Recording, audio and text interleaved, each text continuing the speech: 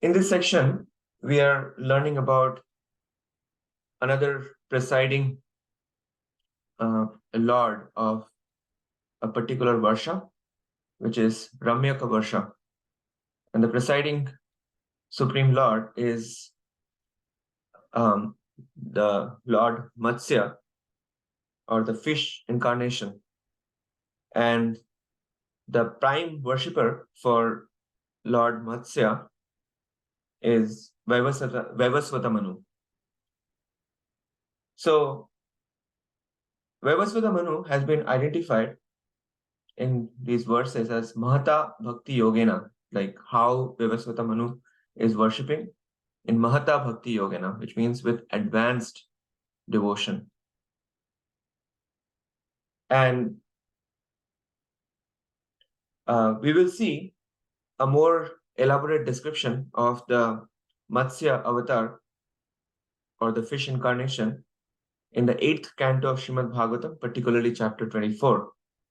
So when we get there, we will know about the specific relationship between Vaivasvata Manu and Matsya avatar, and how specifically Matsya avatar saves Vaivasvata Manu from the turbulent, devastating waters. So now, in this particular section, it's the devotion of Vaivasvata Manu towards Matsya avatar is coming through. And it is very interesting to see the purport of Srila Prabhupada in verse number 25, where Srila Prabhupada addresses the transcendental identity and activities of Matsya avatar. So Prabhupada writes, soon after the cosmic creation, the entire universe was inundated with water. At that time, Lord Krishna, or Keshava, incarnated as a gigantic fish to protect the Vedas. Therefore, Manu addresses Lord Matsya as Mukhyatama. So Mukhya means someone who is special already. Tama means who is the most special or most primary. Why? Because Matsya avatar is considered to be the first incarnation to appear. Fish are generally considered a mixture of the modes of ignorance and passion. But we must understand that every incarnation of the Supreme Personality of Godhead is completely transcendental. And this is the key point. There are many incarnations of the Supreme Lord. Varaha Murti, the boar form, Kurma Murti, the tortoise form, Hayagriva Murti, the form of a horse. So these are different forms of lower animals that we hear about, right? So the key point that is being mentioned here is that yet we should never think any of them material. They are always situated on the platform of Shuddha Sattva, pure transcendence. So this is to establish the position of Matsya avatar, that just because the Lord is appearing as a fish, that does not lower the position of the Supreme Lord, but he maintains his transcendental position. So now comes the prayers, specific prayers of Vaivasvata Manu in the Ramyaka-varṣa for Matsya avatar. So Manu begins with the glorification of Matsya avatar as the origin of everything, and Matsya avatar being pure transcendence, and how he is the first of incarnations and the controller and the witness for everything. So he prays that I offer my respectful obeisances unto the Supreme Personality of Godhead, who is pure transcendence. He is the origin of all life, bodily strength, mental power, and sensory ability. Known as Matsya Avatar, the gigantic fish incarnation, he appears first among all the incarnations. Again, I offer my obeisances unto him. And we already saw how Srila Prabhupada introduces the fish incarnation in this particular purport. The second point that is revealed through these prayers is that Supreme Lord who is pure transcendence is revealed by sound vibration of the Vedic mantras. So the Supreme Lord controls everyone regardless of the social status, and it is very, very difficult for anyone to approach him. And yet, through the Vedic mantras, we can appreciate him. So although you are in everyone's heart as the supreme witness and commander, and outside everyone as well, the so-called leaders of societies, communities, and countries cannot realize you. Only those who hear the vibration of the Vedic mantras can appreciate you. And Prabhupada in the purport number 26 points out that self-realization means to understand one's subordinate position in relation to the Lord. So when we understand our subordinate position in relation to the Supreme Lord, that naturally evokes surrender and becomes the key maintaining factor for bhakti. So Prabhupada is saying, in other words, unless one surrenders to the lotus feet of the Lord, the material energy in its many varieties will continue to control him. No one in the material world can deny that he is under control. The Supreme Lord Narayana, who is beyond this material existence, controls everyone. And then the example that is given is just like the puppets are controlled by the puppet master. In this way, the puppets are completely dependent on the puppet master for their motion. And then going down the same line of thinking, like how we are completely dependent, Vaivasvata Manu establishes Matsya avatar as the actual maintainer, and how all other maintainers are dependent upon him. So he says that my Lord, from the great leaders of the universe, such as Lord Brahma and other demigods, down to the political leaders in this world. So take any leader, basically. So when one is taking the position of leader, they also become envious of your authority. In other words, wherever there is an independent sense of control that is coming in the minds of these leaders, there is an inbuilt sort of envy that gets generated towards the Supreme Lord, that I am an independent controller, independent master.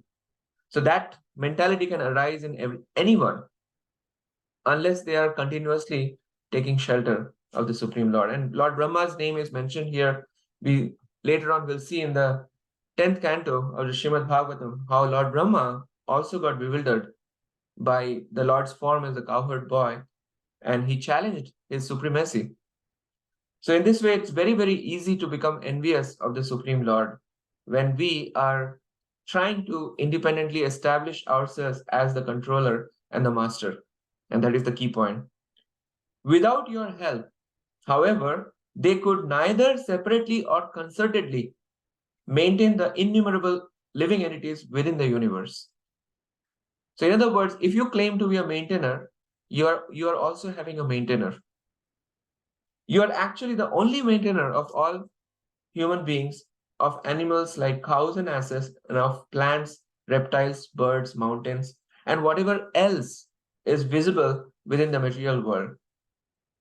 So Prabhupada in the purport number 27 goes into the topic of envy and pride, and how the Supreme Lord Sri Krishna is the only maintainer or the real maintainer. So if you see in these verses, there is the Sharanagati principle that is coming through, that Goptritve Varnam Tatha, and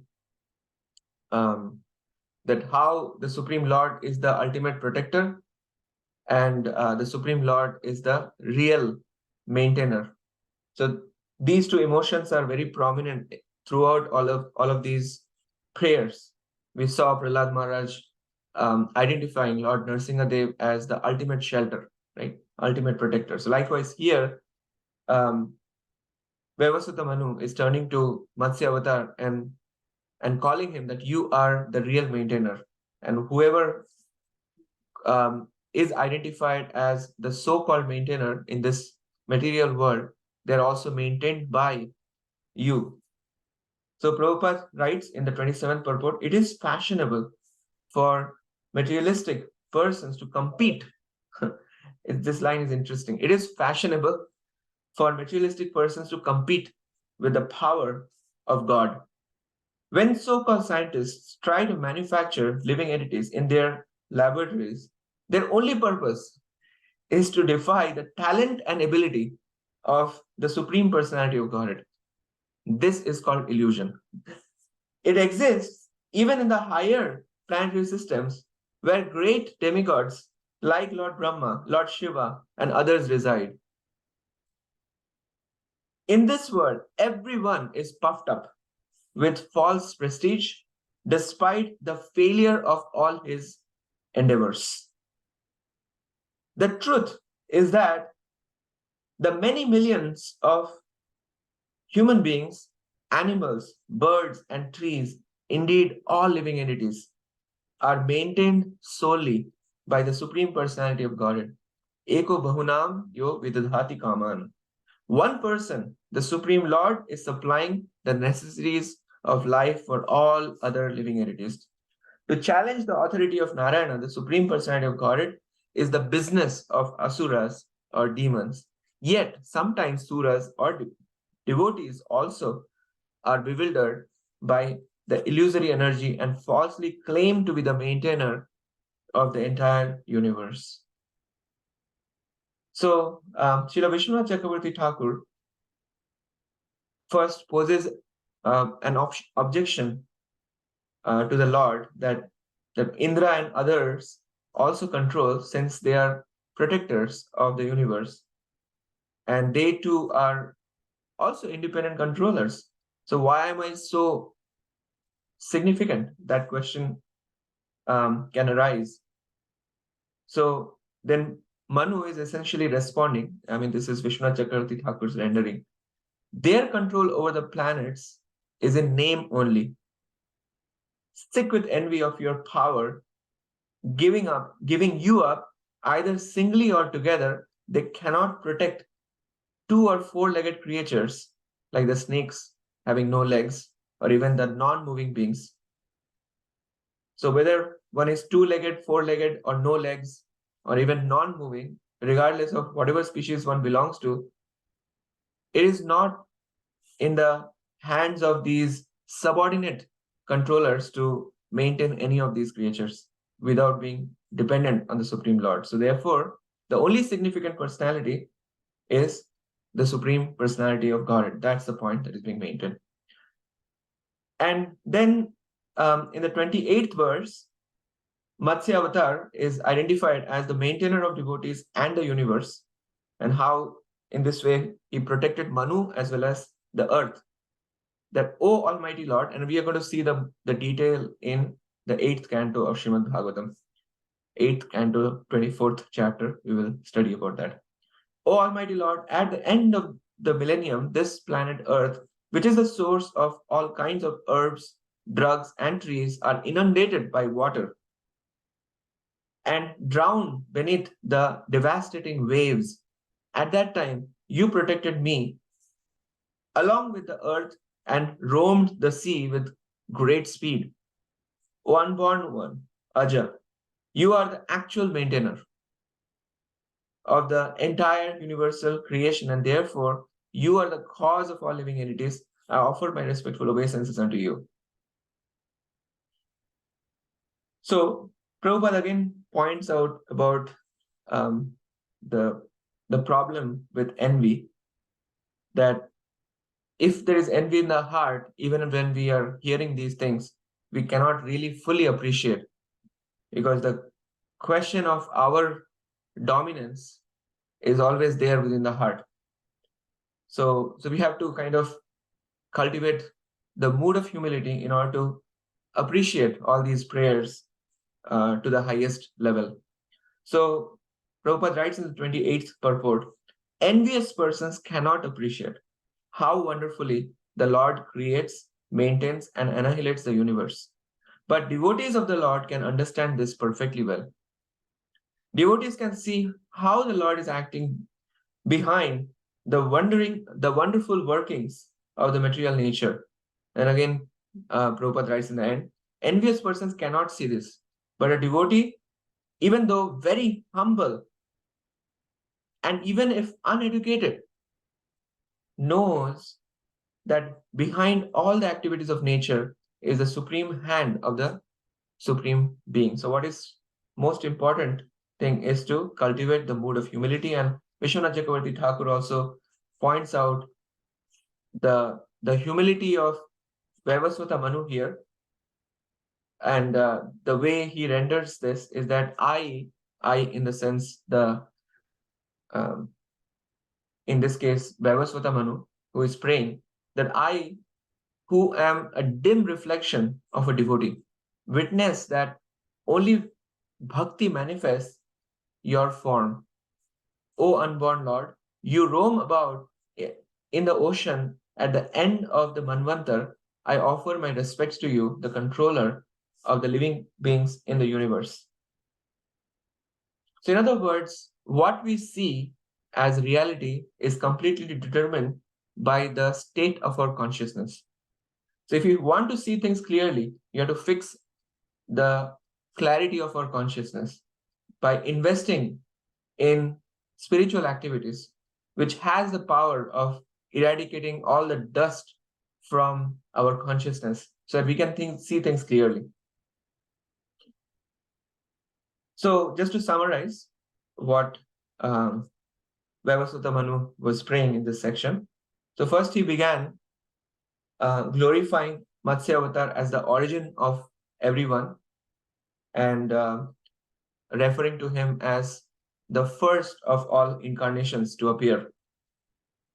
And then in the 26th verse, he identified Matsya avatar as the supreme controller and witness for everything and everyone. And those who are taking shelter of the Vedic sound vibrations or the sound vibrations of the Vedic mantras, only they are in the position to appreciate his position as the origin, as the controller, as the witness. And in the 27th verse, he points out that even if someone calls oneself to be the maintainer of something, some tiny portion in this overall creation, that maintainer is also maintained by the supreme maintainer, who is Matsya avatar in this context. And in the 28th verse, he concludes this by offering his obeisances again to Matsya avatar and then calling him out as the maintainer of the universe as well as the devotees or the bhaktas. In this way, the Supreme Lord is the cause of all living entities, as well as he serves as the recurrent protector of the earth. And particularly, he shows most vividly when Matsya avatar protected the earth from inundation at the end of the millennium, and which we will see that more elaborately coming in the 8th canto of Srimad Bhagavatam. So thank you very much. We'll continue